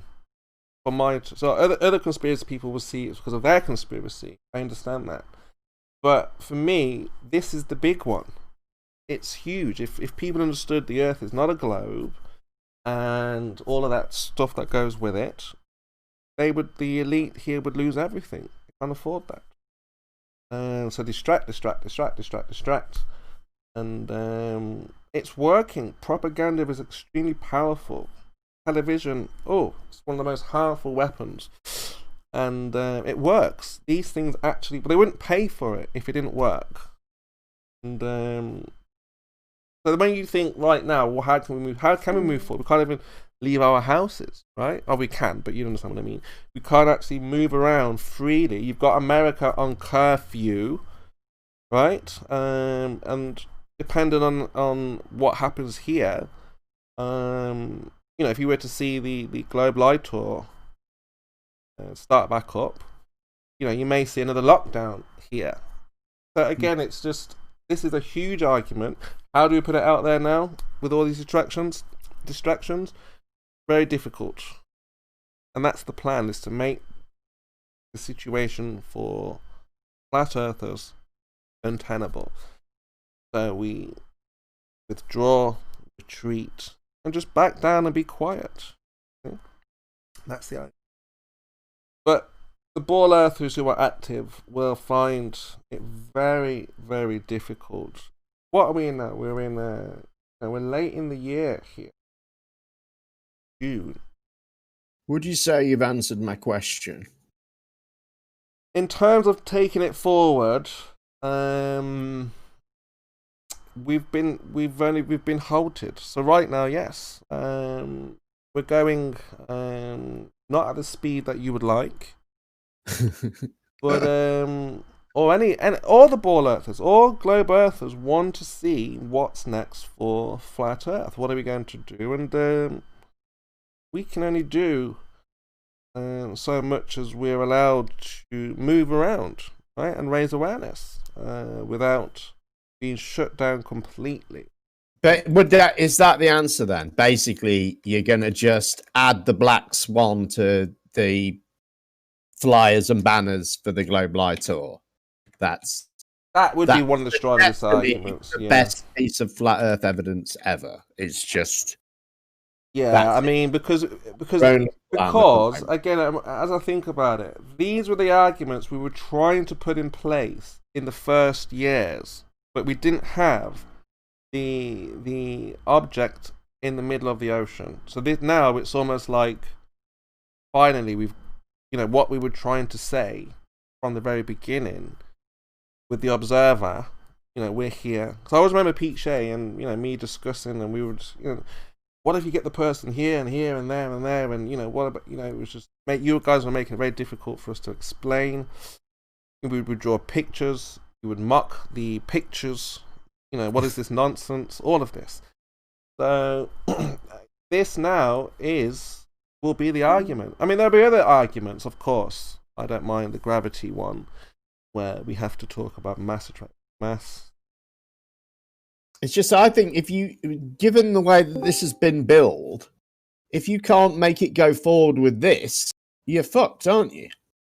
Because this is the best piece of evidence ever, and it's absolutely undebunkable. Yeah, so you're right. I think that's probably going to be a rare thing for you to get evidence of that caliber. If we don't get this right, you're right. We are, as you described, because, and this is why it's kind of good as well in a way, because we're getting time to know the argument, get used to it, get comfortable with it. There are a lot of flat earthers are still trying to catch up with the argument. So it's almost like, a resting period until everyone gets their act together. And then once we're out there, once people are allowed back out there, no globe earther will be able to. There's going to be no tour in the UK, is there? Because I think Jason's already said he's not doing it. Well, there you go. If these things are not happening, obviously, how can we progress? Right. But I think that was a plan before COVID, wasn't it? He wasn't doing it in the UK, so. But make no mistake now, if we had that argument back then, now I want to get out there and see how they're going to respond to it. It's exciting times for flat Earth. So yeah, it's a very powerful argument. It's a very different argument. We've got the numbers. You've got the numbers. I mean, when we start giving the public the numbers, they're just in awe of what we're saying. 3959, P and Q. They love it, right? It sounds like we've done the research. Clever, and that's the idea, isn't it? Ultimately, well, no, we sound like we've done the research. No, I wouldn't say clever. I would just say it sounds like these people have done the research. Because they ask questions, and they're so intrigued that we know all of this, especially when we know your science as well. They're like, how do you know all this stuff? You get asked that, how do you know all this stuff? Who's telling you this stuff? And, especially when Anthony was out there, they were so dumbfounded how he was able to just go through all of these things. Because if you're a flat earther, you're not supposed to know. But the thing is, KIMO, as well, the other thing I'll say is this evidence is supposed to be so good. And yet I heard flat earthers in 24/7 yesterday lying about it. Just lying. Flat out. I don't think that happened. No, what happened? They said they got somebody in there, some newbie glober who didn't know about it. And he said, oh, this isn't just a still photo either. This comes from a video. And he's repeated this observation over and over again. Mm-hmm. That's a complete lie. He hasn't, has he? What he's done is he's made the observation over and over again. And it only on this one occasion did it look like it does in that black swan image. All the other times, it didn't look like that. No. Every lie to someone about it and tell them just a complete load of bullshit. No. Every single. Why they would do that if it's so good? Well, look, every single horizon, every single one is a black swan. The thing is that you guys don't hang around long enough to see the horizon change. So when you show your ship observations or the sun, you'll say, look, it's gone over the horizon. But we're like, well, no, hold on, wait, keep that ship in that position where it's half, if you could, keep that boat where it's half missing, and just wait. And then you'll see the horizon move. So that's why every single image, that's what we understand. It's different now. We understand that there is no physical horizon in any of the images that we're looking at. Any photograph where you see sharp horizon and it looks like something completely missing at the bottom, that's still not a physical horizon. That's still just suspended matter, turbidity here. So this is why they can say, and we can say, we've been talking about, every single, it's like a light is struck on in our heads, like, goodness me, that means every single horizon is not physical. That means when Soundly shows his image, that curve will go up and down, back and forth, all over the place. If he stays there, we know it's not physical yet. If he stays there during a week or a day or a few days. So this is why, yes, they're absolutely right. And we've been saying this. Yeah, all the images. There's no image you can show that is not a black swan. Because we would say to you immediately, well, is that physical? Is that actually 3 miles away? And you would have to say either yes, or no, or you don't know, or not say anything at all. So that's what we're dealing with here. Like when Chris Lale said the other day, well, when the sun sets, how far is the horizon? Very good question. You know, I mean, you couldn't measure it, could you? That's the point. It's not in a physical place where you can go, this is the point where the sun is now going actually behind.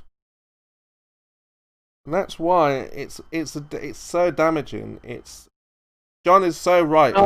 That's my point. It hasn't damaged anything, KIMO. It's not damaging in any way to anything, is it? What damage has it done? Where is this damage?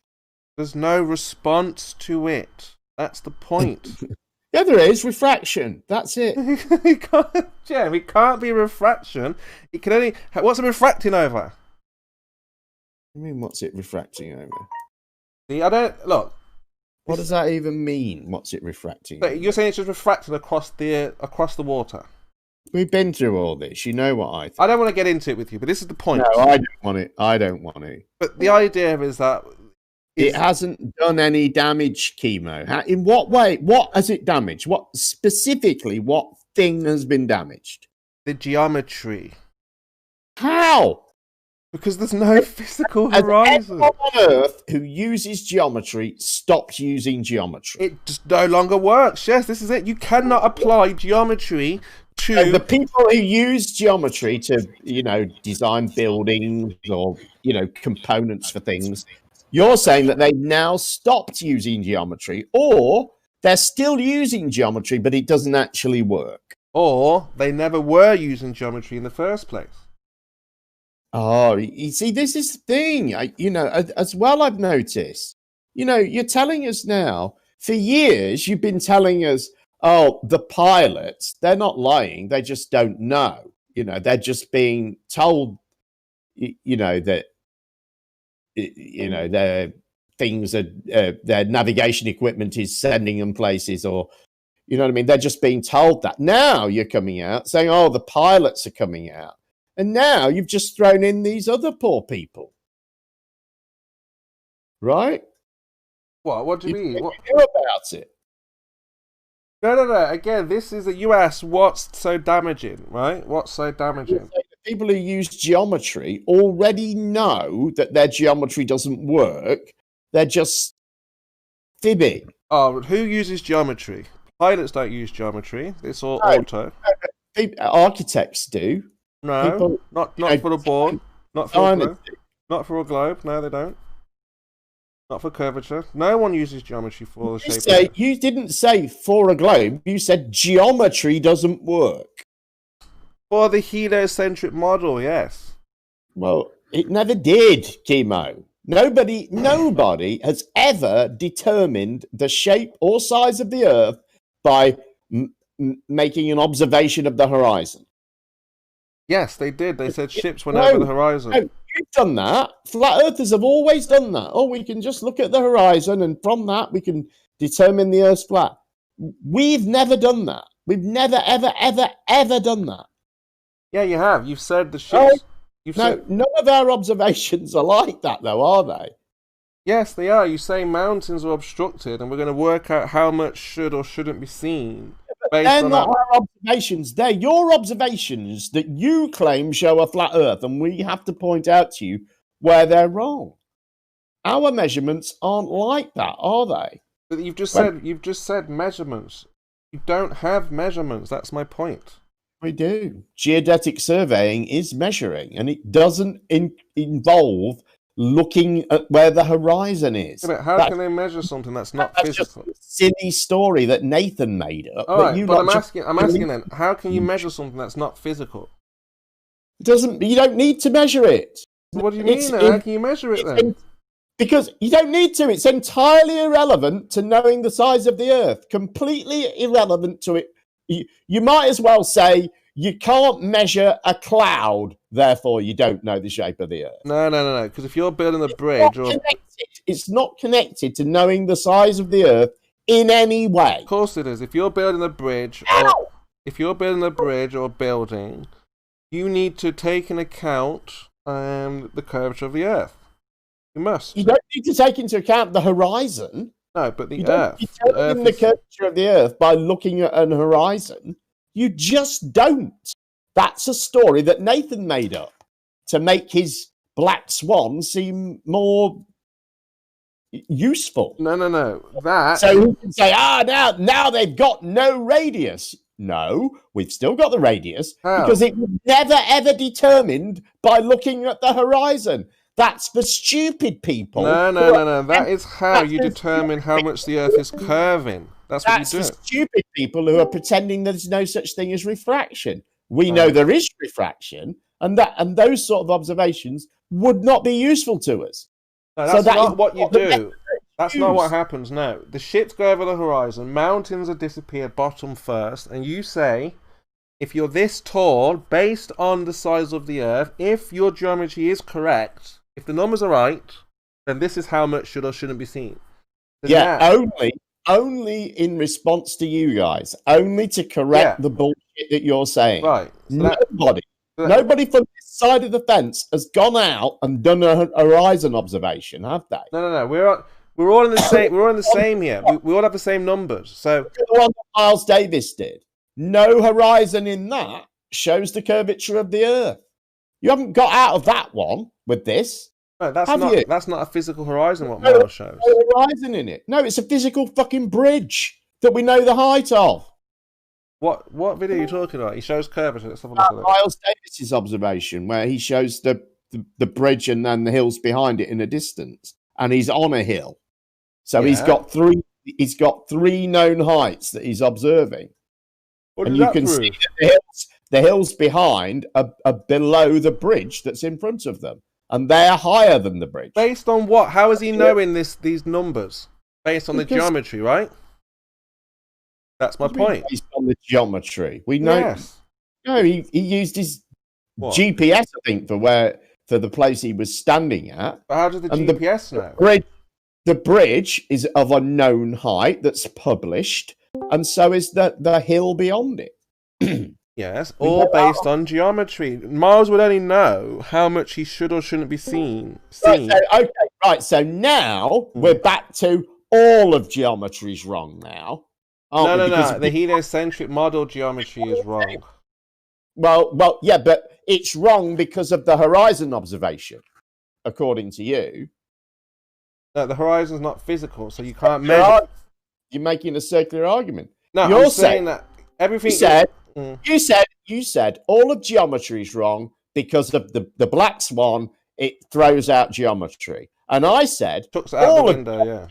I said, but all of geometry, and I made the examples of people who work with it, architects, and you said, oh no, just the horizon. Where I didn't say the horizon. I said the heliocentric geometry. All right. Well, how is that? Because all your distance to the moon, everything goes out the window. Because you don't. How? How? I'm telling you how. Why does the black swan make it go out? Make it go out the window? Because we don't know the size of the Earth. Because we don't. We do, and we do it with a method that is not affected by anything that's shown in the black swan. How do we know the Earth is curving then? How can we measure it practically?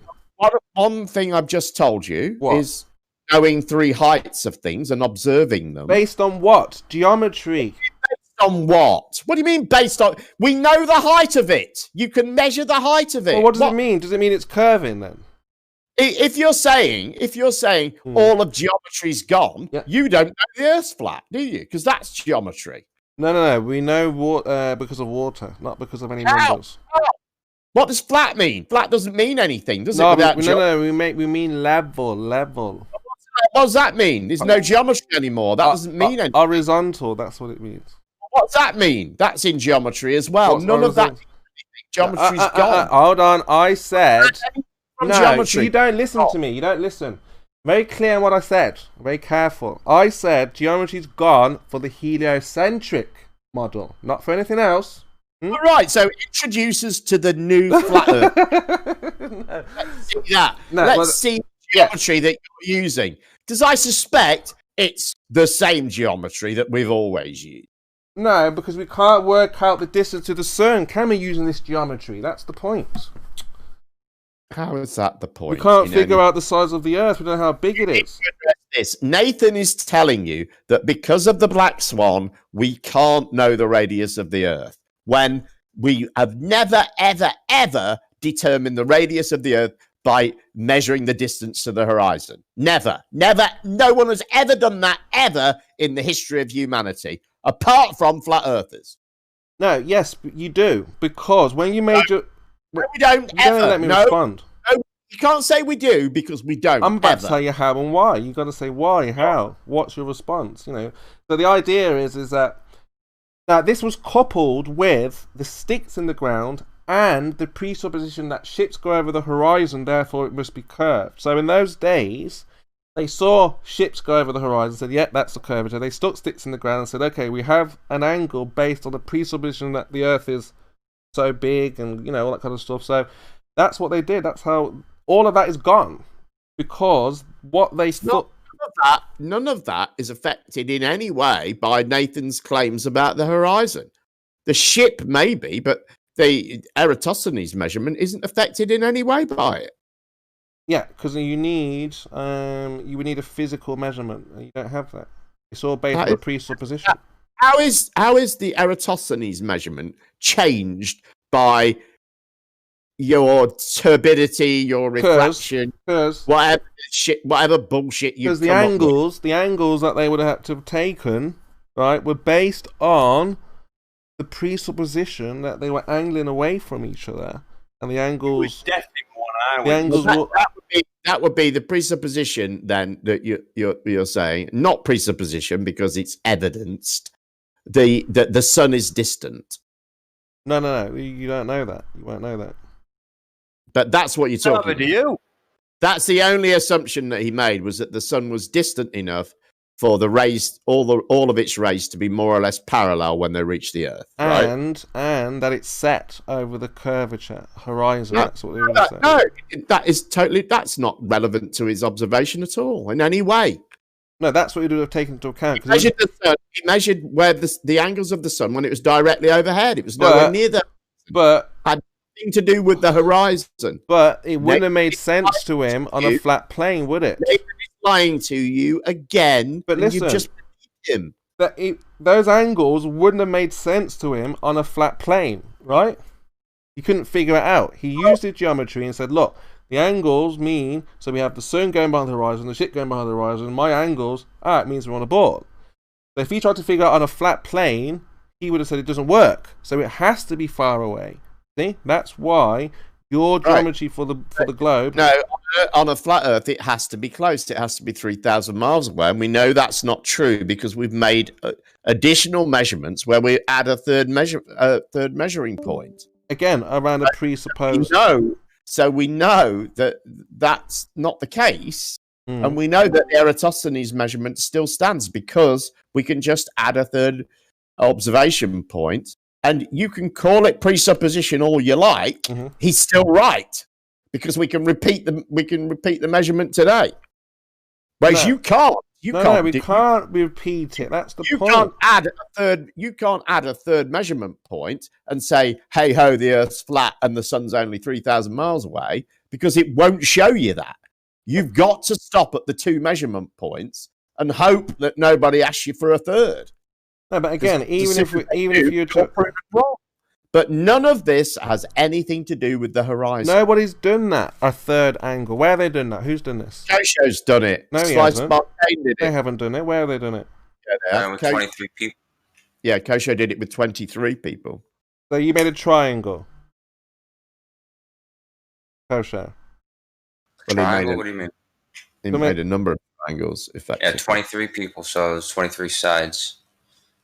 But it's not really a shape. It's more like we referenced the equator where the sun was that day, and we referenced the 23 points that we were from the equator.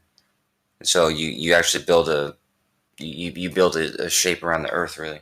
No. You get the angle. No. Again, you're still presupposing an angle, because if you try to do this on a flat plane, it doesn't work. The geometry doesn't give you what you're looking for. You can't figure it out, is what I'm saying. So you have to go with a presupposed. What you said is correct. If you do this on a flat plane, if I would have got those measurements on a flat plane, it would have made sense. That was actually the point of my paper, was to describe the values on a flat plane versus on a globe. And on a flat plane, you're right, they don't make sense. They actually should. That's what I'm saying. Yeah, that's what I've been saying. On a flat Earth, globe, they make perfect sense. That's my point. So just because your calculations say to you this makes sense on a globe doesn't mean in reality it matches up, because your geometry, which told you the Earth is 3959, doesn't work in reality. So if we go out there, it does. No, it doesn't. If we go out there and try to measure it, we will find that we can see a lot further than your... Again, that's because you're using a flawed method of measurement that we would never use because it's flawed. No, it's the same method that you'd all use.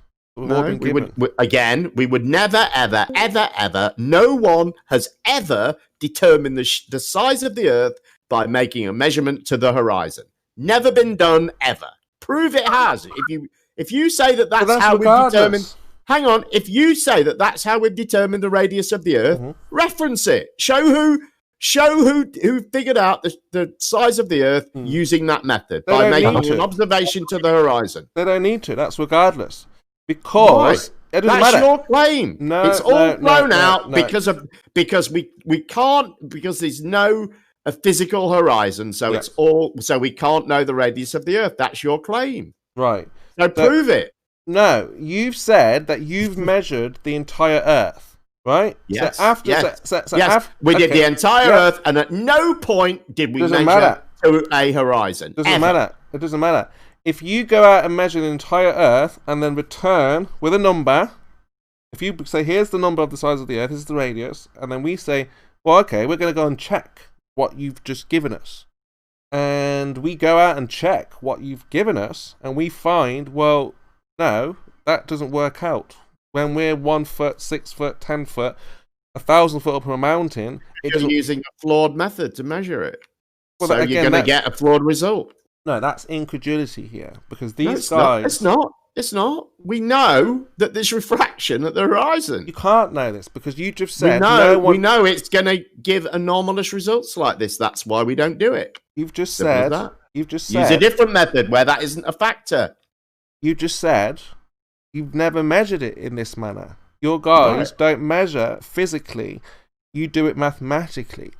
So you can do it mathematically. No. We don't do it full stop. Not mathematically, not physically, not theoretically. We don't do it at all. You do. Well, that's my point. You just give us the number. You said this is the size of the Earth, and this is what we say it is, and we say, okay, fine.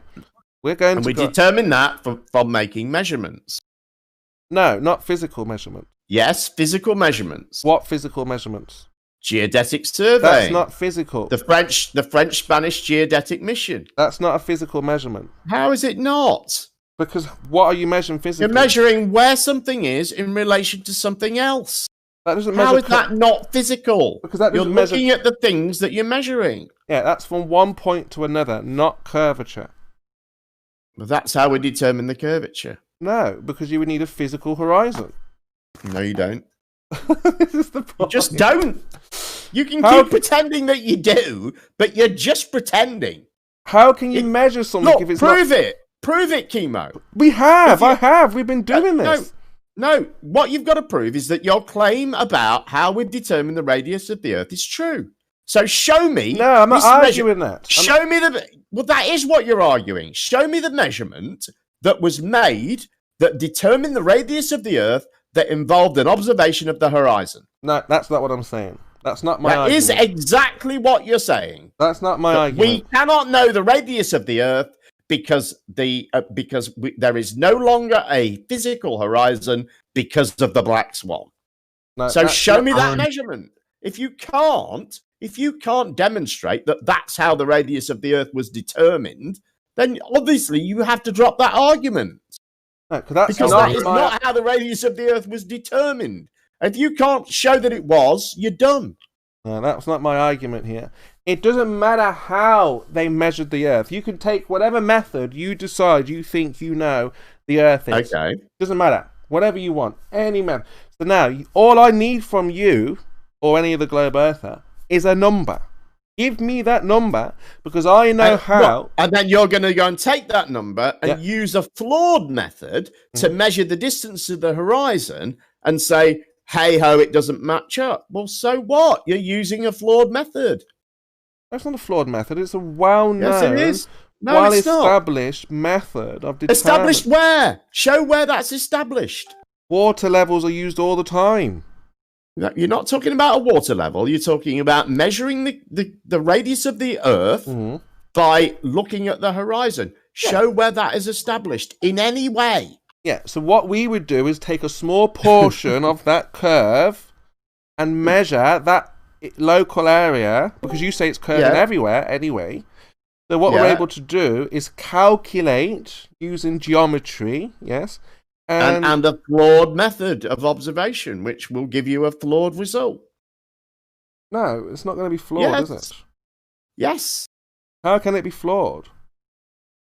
Can it be flawed if you say we're not giving you the answer that you want to hear, right? No, because as we've always said, at the horizon there's a lot of refraction, and that distorts the light. Again, we've said that from the very beginning. Fucking Alfred Russel Wallace said it in 1850. Again, look, 1849 or whenever it was. It's not a new idea, KIMO, that we've introduced. That's why he did the Bedford level experiment in the way he did, to avoid the refraction.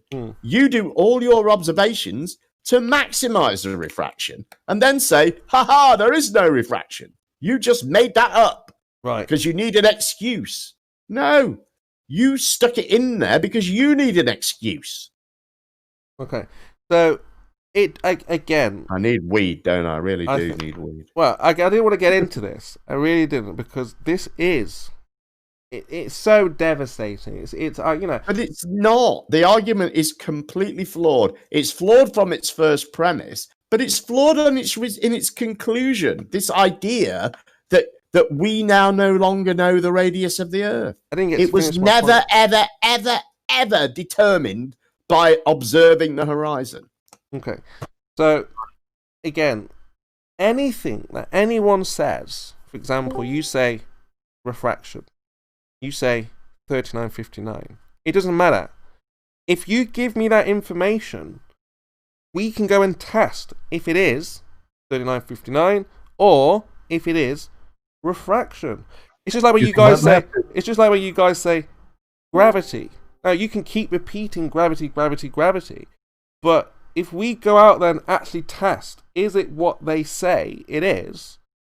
Well, for me, it's 3959, and now what's your answer? For me, at this point, I let the experiment speak for itself. You see? So if I've been able to show turbidity, not just say turbidity, but we can see and observe things obstructed, then we can see them, they're not obstructed. We don't have to quibble about, well, why is something obstructed, you see? And before this understanding of this suspended matter, we were calculating with geometry how much should or shouldn't be seen. But now, this is the point. Now, today, here and now, you cannot, nobody cannot apply geometry to any observations that we make concerning things disappearing. It cannot be made. That's why it's so devastating here, Jem. And this is why, I don't want to get... Because how was anyone going to say, well, there's the horizon, it's 5 miles away, it's 3 miles away? How was anyone determine? How can they possibly determine this? They don't need to. You can keep playing those games if you want to, but we don't need to. It just doesn't change what we know or how we know it in any way. But this is it. It does. It changes everything. That Nathan told you that, but that's a lie. And if you think it's the truth, show that it's the truth. I mean, this is something that I understood. You can't. I understood this early on. Very clear to me that because this was my argument anyway, but without being able to articulate it in such a manner where it was clear. I mean, we would say, like I said, we've spoke about, is that area a physical location? Not in these words, but we wanted something out there so we can make measurements, because you were giving us this 8 inches per mile square. It's not 8 inches per mile square. We were getting numbers thrown all over the place. We wanted a physical location, where we can make physical measurements, and we have that now. I can't see how you can get out of this. That gets you out of a lot of the refraction area. How refraction? We can test it. Gravity, we can test it. Right. Measure the tops of mountains. That eliminates most of your refraction issue. Refracted over what? How is it refracting? What's it bending around? Irrelevant. We know that there's. So it's just refracting in midair. We know that there's flaking. We know there's flaking. Good morning. Anyway, yeah, Twix. We've been going for. It's now 13:57 here. You really are not bad. Good morning, KIMO. Good morning, Twit. We're here. So I'm wondering what the topic is today. Well, we're coming to an end right now. You've just joined us at the end. Obviously, Globus is here. Hopefully, he can give you a different gear. But we're going to end this right now. So we've been discussing the Black Swan. Gem obviously doesn't like the argument, but for me, it's a very powerful argument, and hopefully, the Globe Earthers will have a better. So I have a question for you before you wrap it up. I'm sure you have to run off to work or something. The question I have is that I'm curious, out of all the time between when the Black Swan was first introduced to all of us and now, have you heard of anything that's piqued your curiosity, at the very least, enough to go in and look at, and say, they've got us there, or yes, that's a good point, or anything like that? What against the Black Swan? Well, no, not there's really no Black Swan, so to speak. It's just this photo. So, I mean, and you've heard of a lot of people from the Globe Earth side have reasons that this isn't the great event that you seem to think it is. So, have you listened to any of those and then gone and researched it? Yeah, I mean, we've heard the refraction arguments. That's why we've looked at the different types of refraction, if it's possible. So yeah, I mean, we've definitely heard the rebuttals. It's not like we've just ignored. We want to know, what do the Globe Earthers think? How do they understand it? And how the Globe Earthers understand it? It's very simple. They say it's refraction. So I think we have a long way to go. This is going to run, because understanding the argument, I think, is very important. So yeah, that's. So can you see the refraction issue that's on the table? It's not an issue if you know how refraction works, what it is. Oh. And these guys don't know what they're talking about. It's a bloody good idea to say she's been studying it 5 years, just like you have, mate. So, carry on. Yeah, Oh, I'm just saying that when I heard it, I did listen to other people who were talking about refraction so that I could understand why they were saying this, right? I mean, that's fair, right? So, you know, I heard it, I understood it. I didn't need to talk about it because I listened for myself. Then I researched a little bit of words that I was unsure of. And then I put it together for myself and I saw that they're right. You know, Right. you don't have to be a rocket scientist to figure this out, right? These are things that everybody can learn. Well, you kind of do So, because, well, you kind of do have to be some kind of, say, rocket scientist, but you do have to have a level of cognition here because yeah, you have to be breathing. you kind of have to have a bit more about you because what we're dealing here is the horizon. Is it physical? So to the globe earthers, yes, this is a physical obstruction and this can be calculated. What we're trying to highlight, if that is true, then the horizon shouldn't move any further than KIMO, 1.225. you absolutely know for a fact that we've always taken into consideration the idea that the distance to the horizon changes according to refraction. It's been modeled in Walter Bislin's calculator since the start. McWest's calculator is also had refractive changes to horizon distance. This isn't something new. I don't know why you're incapable of learning. I think maybe he's lacked writing it down. Maybe if you tried this, like this helps sometimes in all situations, not just the flat Earth. But if you write it down point by point and then go over it when you're not here, when you have some extra time when you're not working, you know, go over it. It helps for me. You know, sure. I just write them down and then I look at them point by point to a specific topic. So maybe that would help. So that way, you know, you can keep it in some kind of order. I mean, it may still be this great black swan, but at least you're, you know, going point by point to see what they're saying.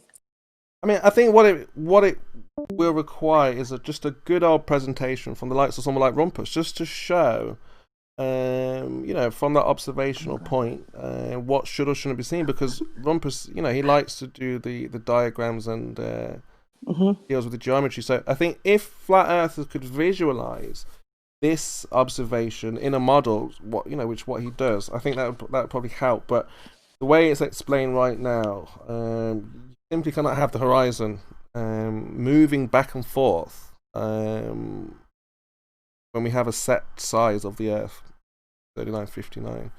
So the horizon couldn't be further, the physical horizon couldn't be further than 1.225 times the square root of the observer height in feet. So that's the problem. I think, again, it's going to take a while, and the reason why it's gone on this long is because the globe earthers are finding the argument difficult to understand. No, it's their problem? Okay. It's like the opposite of that. Right. It's actually not difficult to understand. Y'all have a really hard time understanding the rebuttal, and you don't listen to anything about it. Well, it's more of a rejection, I think, at this point, right? It's a rejection of your rebuttal, not really, I don't understand. They're rejecting it straight out.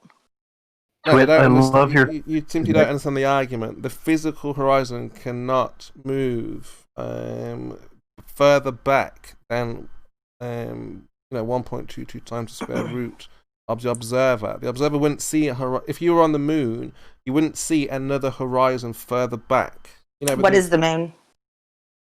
Well, according to you, it's a rock in the sky. So you're gonna use some of the things according to the globe Earth, but not all of the things.